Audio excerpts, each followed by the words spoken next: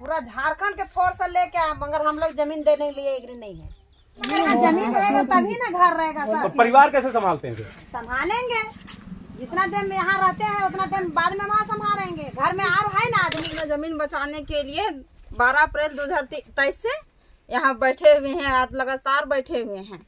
आप लोग के माध्यम से आप लोग मीडिया लोग भाई आए हैं, आप लोग को यही हाथ जोड़ी विनती करते हैं कि ऊपर सरकार तक ये हम लोग का बात पहुँचाएं कि हम लोग अडानी को कम नहीं देना चाहते अपना जमीन, ना किसी भी हालत में नहीं देना चाहते। 30 साल के लिए हम लोग अडानी लेगा, 30 साल के लीजी लेगा, 30 साल के बाद में उत्खनन कर करके उजाड़ करके धर देगा। और पूरे 5 गांव को लिया जाए तो लगभग 15,000 संख्या जो है वो बिल्कुल बर्बाद हो जाएगी। यहाँ के लोगों के बाल बच्चों का और हमारे यहाँ के जितने भी कृषक भाई बंधु हैं सब बेहाल हो। आज हम गोंदलपुरा गांव में, कुछ देर पहले मैंने आपको दिखाया था कि किस तरह से जिस समय इस गांव में एंट्री की जाती है वहां पे साफ तौर पे बोर्ड पे लिख दिया गया था कि किसी भी प्रकार के कोल कंपनी के कोई भी अधिकारी या कर्मचारियों को इस क्षेत्र में, इस गांव में आना वर्जित है। 5 ऐसे गांव हैं यहाँ पे जो प्रभावित हो रहे हैं अडानी का जो कोल माइंस यहाँ पे प्रस्तावित है उसको लेके। आप पीछे मेरे जस्ट बैनर देख सकते हैं कि यहाँ पे साफ तौर पे लिखा है कि यहाँ पे धरना प्रदर्शन पे लोग बैठे हैं और तारीख 12/4/2023 और आज तारीख है 26/7/2024। तो आप समझ सकते हैं कि कितने दिनों से ये लोग सारे लोग धरना पे हैं। आप हमारे पीछे देख सकते हैं कि महिलाएं भी हैं, हमारे साथ कई लोग हैं। सीधे इनसे जुड़ते हैं और ये जानने का प्रयास करते हैं कि आखिरकार ये धरना पे क्यों बैठे हैं और कितने टाइम से बैठे हुए हैं और क्या मांगे हैं आपकी। देखिए, हम लोग 12/4 से लगातार, सबसे पहले कि आपका चैनल और आपका दर्शक को मैं धन्यवाद देना तो नमस्कार करना चाहता हूँ।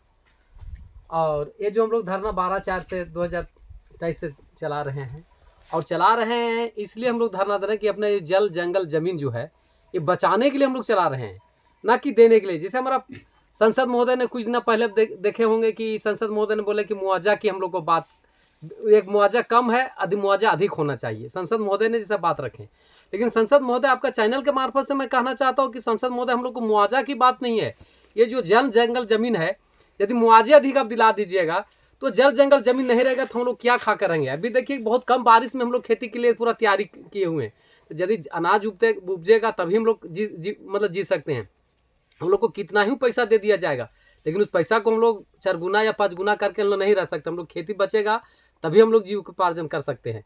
इसलिए आपका चैनल के मार्फत संसद महोदय तक ये निवेदन मैं करना चाहता हूँ कि हम लोग को जमीन बचाना है, जमीन को, जल जंगल जमीन को बचाना है महोदय, संसद महोदय।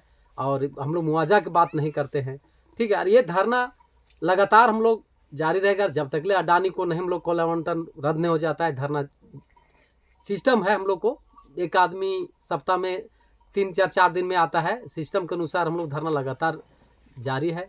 और ये जो देख रहे हैं इतना बढ़िया जगह जो हम लोग 3 ओर से घिरे हुए पहाड़ तरफ से, जो कहिए कि ये चेहरा पूंजी है, यहाँ कम बारिश में ही खेती होता है।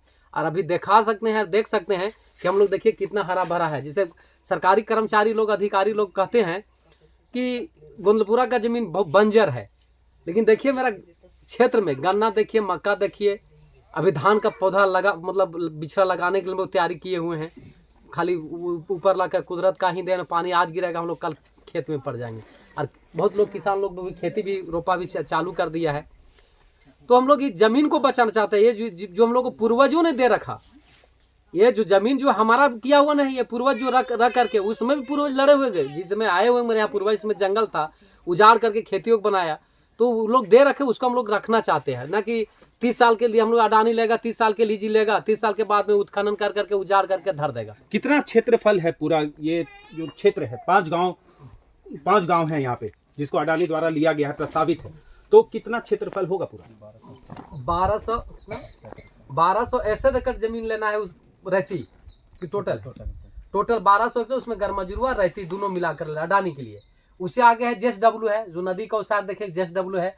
इधर ही धरना से इधर देखिए मतलब NTP से, मतलब कहीं, मतलब हम लोग को अस्तित्व बचने वाला नहीं है। एक जरा सा कहीं कहिए कि एक घर बचेगा या एगो कहीं खड़ा होने का जगह, मतलब हम लोग यहाँ से आने वाला दिन में, से चिरू बरवाडी हुआ, उधर हुआ जो देख रहे हैं दुर्गति, आने वाला दिन में यहाँ का इतिहास, ये पहाड़ पर्वत नदी नाला झरना जो देख रहे हैं, ये प्राकृतिक देख रहे हैं, हम लोग को रहने वाला नहीं। तो बताइए हम लोग किस तरह करके जमीन देंगे? पूरा झारखंड के फोर्स से लेके आए, मगर हम लोग जमीन देने के लिए एग्री नहीं है।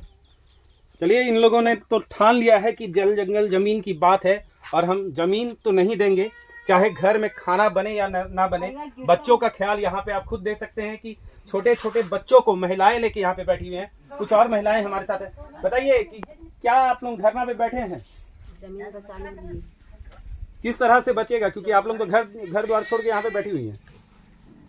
घर छोड़ दिए, मगर यहाँ जमीन रहेगा तभी ना घर रहेगा तो सर। परिवार कैसे संभालते हैं फिर? संभालेंगे, जितना टाइम यहाँ रहते हैं उतना टाइम बाद में वहाँ संभालेंगे। घर में और है ना आदमी, एक ही को तो आदमी नहीं है। तो बाल बच्चा को देख रहे हैं कि बाल बच्चा को लेके यहाँ पे अरे महिलाएं छोटा बैठी हैं। छोटा बच्चा घर में भी है, ऐसा मत समझिए। मेरा गाय है, छगरी है, सब चीज रखे हैं, सब के भी बांध रखे हैं, अभी जाके चलाएंगे शाम को।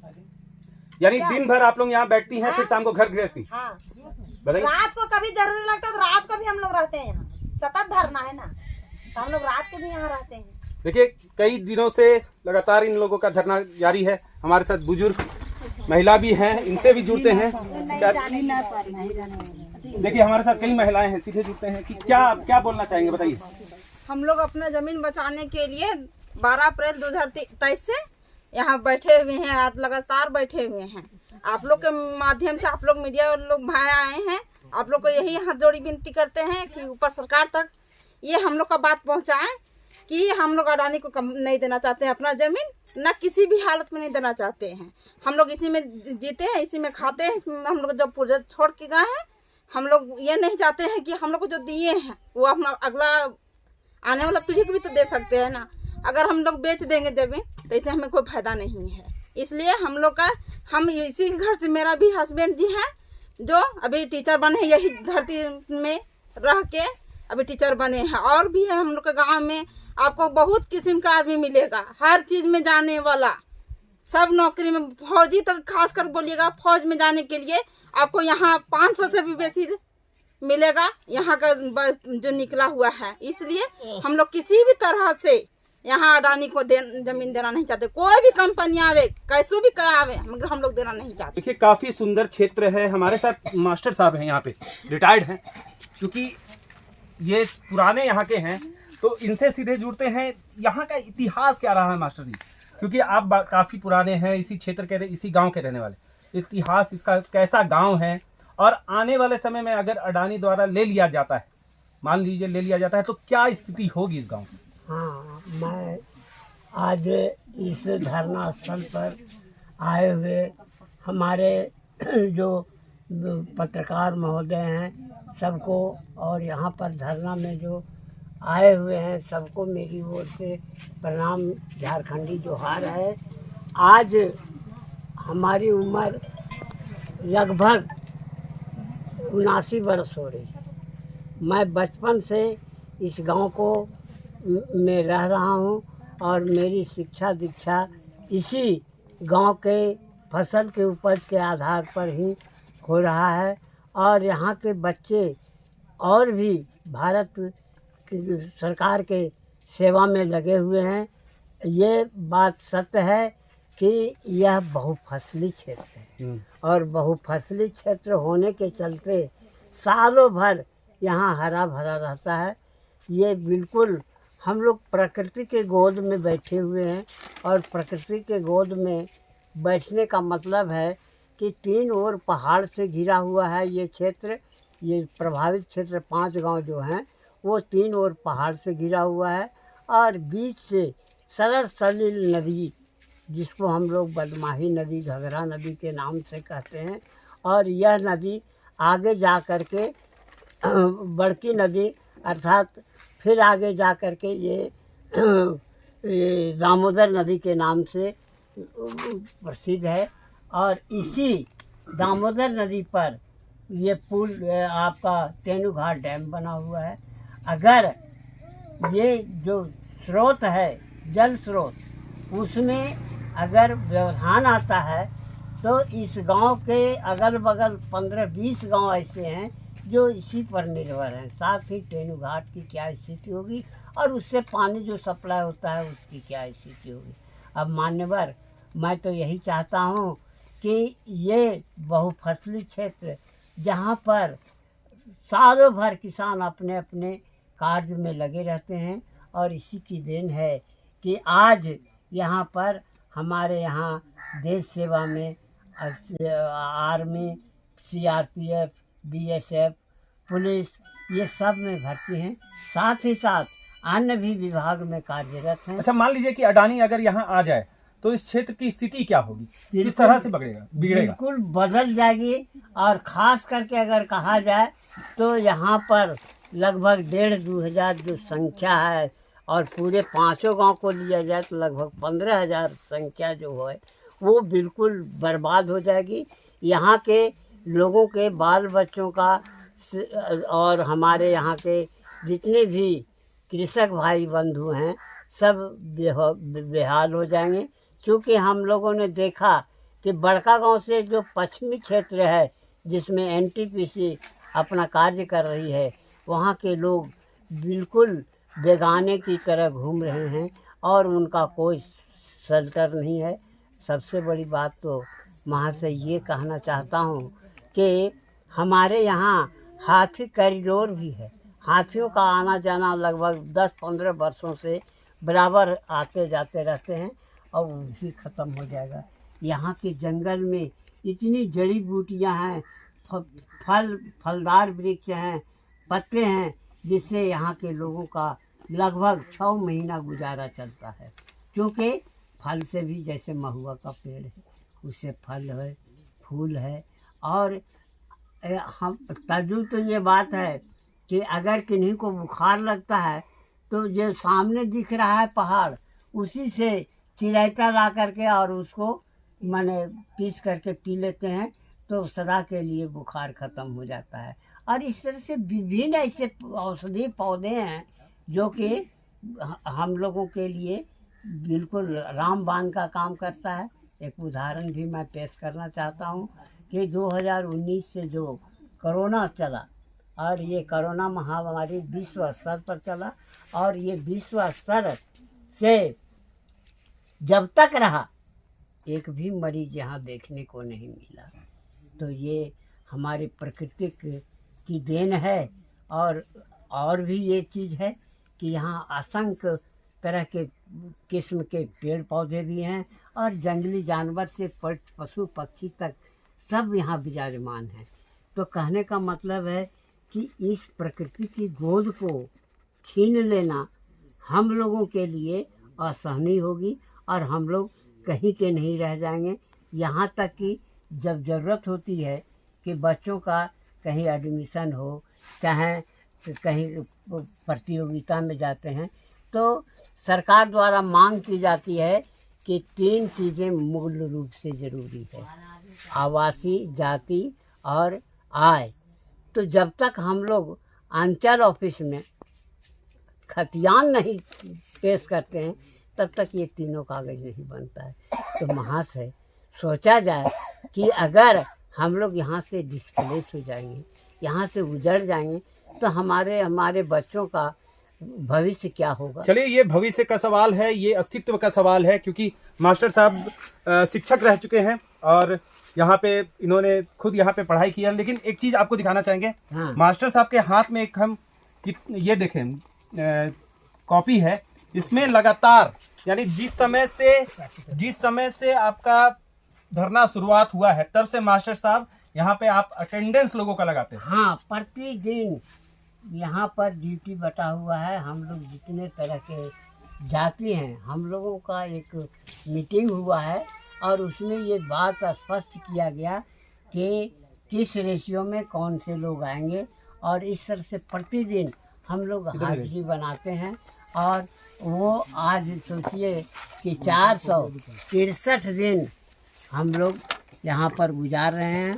और ये भी बिल्कुल साफ है कि जब तक अडानी कंपनी का आवंटन रद्द नहीं हो जाता है तब तक हम लोग का धरना चलता रहेगा। चलिए, जल जंगल जमीन की लड़ाई के लिए ये लोग यहाँ पे बैठे हुए हैं। हमारे साथ कुछ महिलाएं हैं। हाँ। महिलाओं से सीधे जुड़ते हैं। किस लिए आप लोग यहाँ पे बैठे हैं? अपने घर गृहस्थी को छोड़ के यहाँ पे बैठे हैं, क्यों? जमीन बचाने के लिए। तो किस तरह से बचेगा? अडानी का नहीं जमीन देना है, चाहे वो कितनों फोर्स लेके आए। चलिए, इस जमीन ने कई सेना पैदा किए हैं, कई लोग हैं यहाँ पे जो हर घर से सेना में भर्ती भी हुए हैं। हमारे साथ कुछ और लोग भी। मान लीजिए कि सरकार के द्वारा एक अच्छा मुआवजा दिया जाता है, अडानी आपको मुआवजा देने के लिए तैयार है, अच्छा खासा रकम आपको मिलेगा, तब क्या आप छोड़िएगा? बहुत बहुत धन्यवाद जी। मेरा नाम अरुण कुमार, और जहाँ पर आप लोग आए हुए हैं एक गोंदलपुरा है जो बड़का का प्रखंड पड़ता है और जिला हजारीबाग झारखंड राज्य में पड़ता है। क्या कि चैनल के माध्यम से हम बताना चाहते हैं आपको मुआवजा को जो बात की है, हम सरकार से कहना चाहते हैं, हम उनको करोड़ों का 10 करोड़ रुपया देते हैं, लेकिन पैसा से वो जिंदा रह जाए, हवा ले ले, और पैसा ही खा करके वो जिंदा रह जाए, और पैसा ही खा करके उसका भोजन पेट भरना चाहिए। कोई भी इंसान है बिना पानी पिए, बिना हवा लिए और बिना भोजन किए वह जिंदा नहीं रह सकता है। ये पैसा हम लोग को कितना हो दे, पैसा से अगर तोल दिया जाए और ढक दिया जाए, लेकिन पैसा के बल पर हम लोग जमीन नहीं देंगे। हम लोग अगर गोंदलपुरा के लोग, अगर पूरे भारत देश में अगर चाहता होगा कि गोंदलपुरा के लोग अपने जमीन बचाने के लिए लगे हुए हैं, लेकिन गोंदलपुरा का ऐसा इंसान है पूरे देश को बचाने के लिए लगे हैं। अगर बहुफसला जमीन पूरे अगर देश में अगर उजाड़ दिया जा रहा है, तो लोग अनाज के लिए कहाँ जाएंगे, क्या खाएंगे, क्या पैसा से जीवित रह जाएंगे? पूरे जंगल को कंपनी के द्वारा उजाड़ा जा रहा है। क्या जंगल उजाड़ने के बाद क्या उस फैक्ट्री को भारत सरकार लगा दी है, जिससे हवा पैदा करके किसानों को दिया जा रहा है, पब्लिक को दिया जा रहा है? तो फिर हम लोग जमीन किस आधार पर दें? क्या ऊपर में कहीं बादल से पानी बनाने के लिए वैज्ञानिक तो कुछ काम तो किया नहीं तो जमीन के अंदर में है, वो तो जो प्राकृतिक का जो दिया हुआ जल है उसी को उपयोग करता है। तो आने वाला दिन में हवा, पानी और भोजन तीनों अगर चला जाएगा तो लोग क्या करेंगे? इसलिए हम लोग को जो लड़ा है, गांव तो बचाना है, ये है पूरे देश को भी बचाना है। यहाँ तक हम भारत सरकार से कहना चाहते हैं, अगर कोई भी एक व्यक्ति अगर किसी भी कार्यक्रम में अगर कुछ भी अगर विवाद करता है और किसी तरह से नौकरी चाकरी में अगर फॉल्ट पाता है, तो उसको इतना जांच करता है कि कहना नहीं। लेकिन हम कहना चाहते हैं कि गोंदलपुरा में एक ISI रिपोर्ट जो है वो तैयार किया गया है, उसमें लिखा गया है कि गोंदलपुरा में एक तरफ JSW माने मोतरा कोल ब्लॉक खोल दिया गया है, एक तरफ NTPC कोल ब्लॉक खोल दिया गया है, और एक साइड सिर्फ चट्टान है। और गोंदलपुरा में जो नदी का जो बात किया जा रहा है वो बिल्कुल अफवाह है।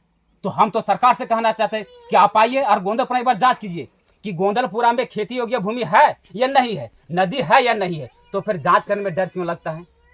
तो वो जांच रिपोर्ट जो आप बोल रहे हैं वो उसमें क्या लिखा हुआ? उसमें लिखा कि गोंदलपुरा में बहुफसला जमीन नहीं है, गोंदलपुरा में चट्टान है, खेती योग्य भूमि नहीं है, गोंदलपुरा में नदी ही नहीं है, गोंदलपुरा में जंगल ही नहीं है। आप देख सकते हैं, आप तो चैनल के माध्यम से देख सकते, हम जो कहेंगे उस तो भरोसा नहीं है, लेकिन आप अपने खुद देखिए कि गोंदलपुरा में बहुफसला जमीन है या जंगल है या नदी है या नहीं है, आप प्रूव कर सकते हैं। बायोम मेडिकल प्रिपरेशन का एकमात्र संस्थान जहां है complete digital classrooms, individual doubt counters, video lectures, student tracking system, library facility, 100% result oriented rankers batch, study package and class notes in PDF।